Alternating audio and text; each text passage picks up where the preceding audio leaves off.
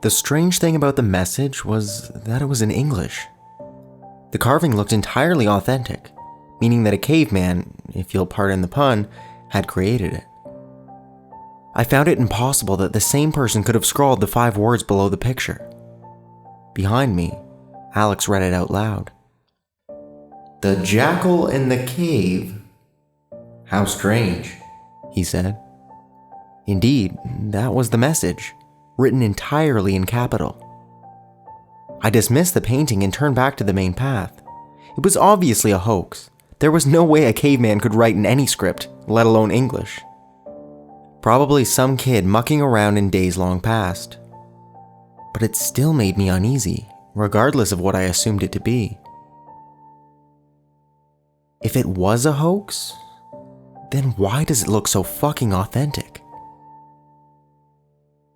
Eventually, the 4 of us had our fill of the jackal in the cave, and after Ashley had snapped a photo of it for a keepsake, we continued into the cave.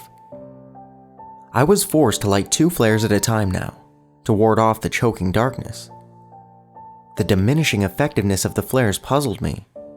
In all my time spelunking, I had never encountered anything like it. I wondered whether it was a defective bunch or some other reason. It had to have a logical, rational reason. Behind me, Alex and Samantha were still locked in conversation. I picked up snatches of the heated debate as we walked. They, like me, were still pondering the origin of the admittedly ominous cave drawing. I wished they'd drop it already, or at least quiet down. I looked to my right, saw nothing but a sloping cave wall, and looked away, back to the trail. I froze, then turned. There, among the rock that I had just glanced at, was another carving. I felt sick as I hurried over to it. The red glow of the flares flickered on the wall, dancing over the picture, making it look demonic under the sparse light. It depicted a scene much like the last, except there were only 2 bodies on the floor. The third was in midair, seemingly held by an appendage, not quite an arm, not quite a tentacle, from the titular jackal. The pillars around the scene appeared again, except with small, indistinct etching on them. Like before, only the faint outline of the jackal appeared, the rest of it having been scribbled or scratched, I couldn't tell which, out. Underneath it was another 5-word message, one that I read quickly and immediately wished I hadn't. "Go back. The jackal awaits," it said. I turned from the carving as the others moved in to get a good look and tried not to panic.